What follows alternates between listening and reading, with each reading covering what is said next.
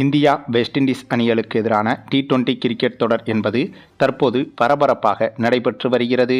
ஒரு பக்கம் இந்திய டெஸ்ட் அணி என்பது இலங்கைக்கு எதிரான தொடரில் விளையாடுகிறது. மறுபக்கம் இந்திய T20 அணி என்பது வெஸ்ட் இண்டீஸ் அணிக்கு எதிராக விளையாடி வருகிறது. இதில் இந்திய டெஸ்ட் அணியை பொறுத்தவரையில் இலங்கைக்கு எதிரான 2 டெஸ்ட் போட்டிகள் கொண்ட தொடரில் முதல் போட்டியில் வெற்றி பெற்றுவிட்டது. அதனைத் தொடர்ந்து இரண்டாவது போட்டி இன்னும் சில தினங்களில் நடக்க இருக்கிறது. எப்படியும் அந்த இரண்டாவது போட்டியிலும் இந்திய அணி வெற்றி பெறுவதற்குத்தான் அதிக வாய்ப்புகள் இருக்கிறது. ஏனென்றால் சமீப காலமாகவே இந்திய கிரிக்கெட் அணி என்பது தொடர்ச்சியாக பல போட்டிகளில் வெற்றி பெற்றது.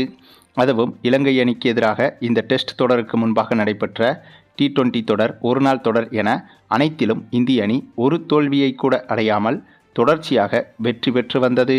இதனால் இலங்கை அணியின் மைனஸ் அண்ட் பிளஸ் என அனைத்தும் இந்திய அணிக்கு அத்துபடியாகும். ஆகவே இந்த முதல் டெஸ்ட் போட்டியில் இந்திய அணியால் இலங்கை அணியை எளிதாகவே வீழ்த்த முடிந்தது. அதே காரணத்தை வைத்துதான் அடுத்த டெஸ்ட் போட்டியிலும் இந்திய அணி வெல்லப் போகிறது. ஆகவே இந்த 2 டெஸ்ட் போட்டிகள் கொண்ட தொடரில் 2லும் இந்திய அணி வெற்றி பெற்று இந்த தொடரை கைப்பற்றுவதோடு மட்டுமில்லாமல் டெஸ்ட் உலகக்கோப்பைக்கான புள்ளி பட்டியலில் முதல் 2 இடத்தை பிடிப்பதற்கான வாய்ப்பையும் அதிகப்படுத்தி கொள்ளும். மேலும் இப்படியாக இந்திய டெஸ்ட் அணி இலங்கை அணிக்கு எதிரான தொடரில் சிறப்பாக செயல்பட்டு வரும் அதே நேரத்தில் இந்திய T20 அணியான ஸ்ரேயாஸ் ஐயர் தலைமையிலான இந்திய அணி வெஸ்ட் இண்டீஸுக்கு எதிரான தொடரில் களமிறங்கி விளையாடி வருகிறது. இந்த இரு அணிகளுக்கு எதிராக சமீபத்தில் 3 T20 போட்டிகள் நடந்து முடிந்துவிட்டது. அந்த 3 T20 போட்டிகளிலுமே இந்திய அணிதான் வெற்றியையும் பெற்றது. அதுவும் இந்த போட்டி நடைபெறுவதும் கூட வெஸ்ட் இண்டீஸ் அணியின் சொந்த நாட்டில்தான். ஆகவே சொந்த மைதானம் என்ற அட்வான்டேஜ் இருந்தும் கூட வெஸ்ட் இண்டீஸ் போன்ற T20யில் ஜாம்பவானாக திகழும் ஒரு அணியை தொடர்ச்சியாக 3 போட்டிகளில் இந்திய அணி வீழ்த்திவிட்டது. இதற்கு மிக முக்கிய காரணம் நம்முடைய இந்திய T20 அணியில் சூரியவன்சி என்ற மிக பயங்கரமான ஆயுதம் இருப்பதால்தான். சூரியவன்சி சமீபத்தில்தான் இந்திய அணியில் சேர்க்கப்பட்டார். இவர் இந்திய அணியில் சேர்க்கப்பட்டதிலிருந்தே தொடர்ச்சியாக பல தொடர்களை இந்திய அணி வென்று வருகிறது. ஜிம்பாப்வே தொடர், இலங்கை தொடர், இப்போது வெஸ்ட் இண்டீஸ் தொடர் என அனைத்து தொடர்களிலும் இந்திய அணி தொடர் வெற்றிகளை குவித்து வருகிறது. அப்படியாக இந்திய அணி வென்ற இத்தகைய போட்டிகளில் பெரும்பாலான போட்டிகளில் சூரியவன்சியின் அதிரடிதான் இந்திய அணியின் வெற்றியை உறுதி செய்திருந்தது. அந்தளவுக்கு சூரியவன்சியின் பங்களிப்பு என்பது இந்திய அணியின் சமீபத்திய வெற்றிகளுக்கு மிக முக்கிய அடித்தளமாக இருந்து வருகிறது.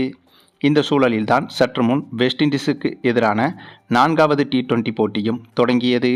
இந்த போட்டி தொடங்குவதற்கு முன்பு கூட வெஸ்ட் இண்டீஸ் அணி இந்த போட்டியில் வெற்றி பெறுவதற்கான பல திட்டங்களை தீட்டியிருந்தது.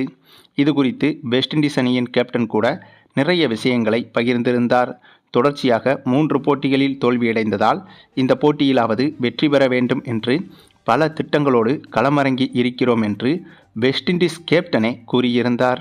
இதனால் இந்த போட்டி மீதான எதிர்பார்ப்பு என்பது இன்னும் பல மடங்கு எகிரியது.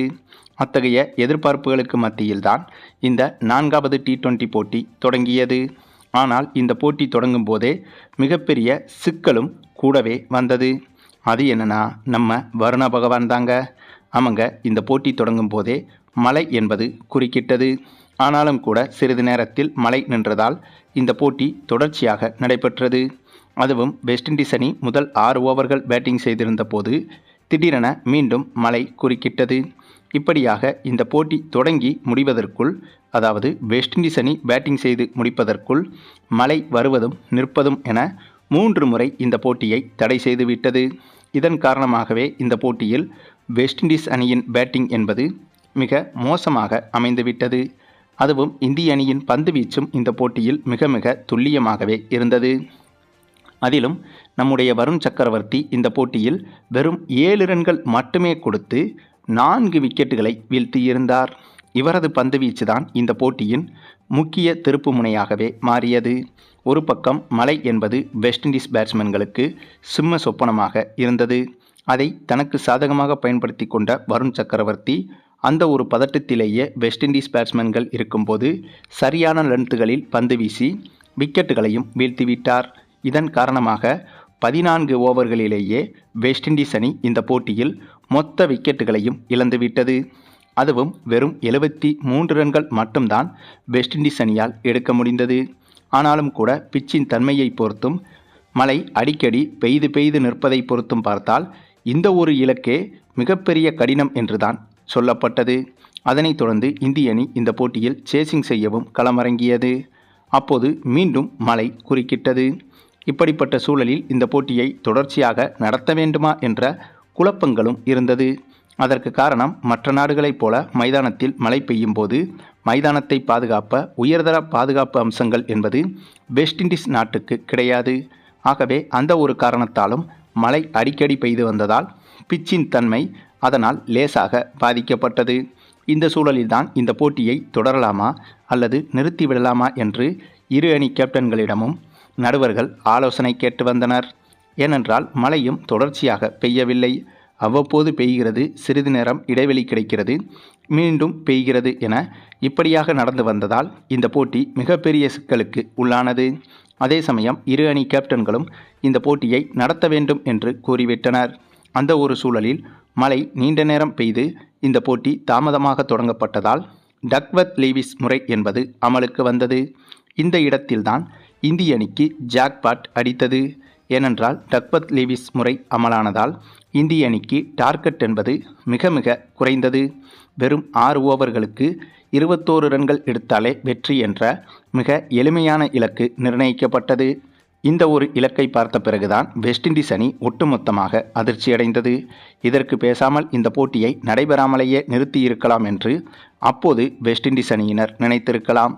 மேலும் இந்த டக்வர்த் லீவிஸ் முறைப்படி இந்தளவுக்கு ரன்கள் குறைந்தது என்பதற்கு மிக முக்கிய காரணம், வெஸ்ட் இண்டீஸ் அணி முழுமையாக 20 ஓவர்களும் பேட்டிங் செய்யவில்லை. ஆகவேதான் இந்த ஒரு ரன்கள் வித்தியாசம் என்பது மிகப்பெரிய அளவில் இந்திய அணிக்கு சாதகமாக மாறியது. பின்னர் இப்படிப்பட்ட இலக்கை நோக்கி களமிறங்கிய இந்திய அணியில் ஓப்பனிங்கிலேயே நம்முடைய சூரியவன்சி களமிறங்கினார். அதாவது ஓப்பனிங்கில் சூரியவன்சியும் அபிஷேக் சர்மாவும் களமிறங்க, அப்போது அந்த முதல் ஓவரின் முதல் பந்தை அபிஷேக் சர்மா தான் எதிர்கொண்டார். அப்படியாக எதிர்கொண்ட அபிஷேக் சர்மா போட்டியின் முதல் பந்திலேயே விக்கெட்டை இழந்தார். அதற்கு பிறகு அடுத்த பந்தை எதிர்கொள்ள இசான் கிசான் களமிறங்கினார். சொல்லி வைத்தது போல போட்டியின் 2வது பந்திலேயே இசான் கிசானும் விக்கெட்டை இழந்தார். இதுதான் மிகப்பெரிய அதிர்ச்சியாக மாறியது. அதன் பிறகு அடுத்த பேட்ஸ்மேனான ஸ்ரேயஸ் ஐயர் களமிறங்கி நல்ல வேளையாக ஒரு சிங்கிள் ரன் எடுத்து கொடுக்க, அப்போதுதான் ஆட்டம் என்பது சூடுபிடிக்க தொடங்கியது. ஏனென்றால் சூரியவன்சி பேட்டிங் செய்ய வந்து அந்த முதல் ஓவரின் 3 பந்துகளில் முதல் 2 பந்துகளை சிக்ஸருக்கு பறக்கவிட்டு கடைசி ஒரு பந்தில் வேண்டுமென்றே சிங்கிள் ரன் எடுத்துவிட்டார்.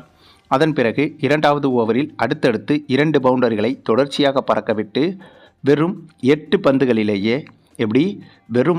பந்துகளிலேயே இந்த போட்டியில் இந்திய அணிக்கு வெற்றியை பெற்றுக் கொடுத்தார் சூரியவன்சி. அதாவது கிரிக்கெட் வரலாற்றில், ஒட்டுமொத்த கிரிக்கெட் வரலாற்றில் இந்தளவுக்கு அதிவேகமாக எந்த ஒரு அணியும் வெற்றி பெற்றது கிடையாது. அந்தளவுக்கு நம்பர் 1 அளவில் உலகின் அதிவேக சேசிங் மேட்சாக இந்த ஒரு மேட்ச் மாறியது.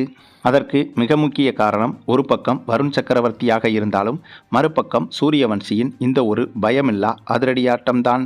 சரி, நீங்கள் சொல்லுங்கள், இந்திய அணியின் இந்த தொடர் வெற்றியை பற்றியும் குறிப்பாக வெஸ்ட் இண்டீஸுக்கு எதிரான இந்த ஒரு போட்டியில் இந்திய அணி அடைந்த இந்த அதிவேக வெற்றியை பற்றியும் துளி கூட பயமில்லாத சூரியவன்சியின் கொடூரத்தனமான அதிரடி பேட்டிங்கை பற்றியும் உங்களுடைய கருத்துக்களையும் கமெண்டில் தெரிவிங்க.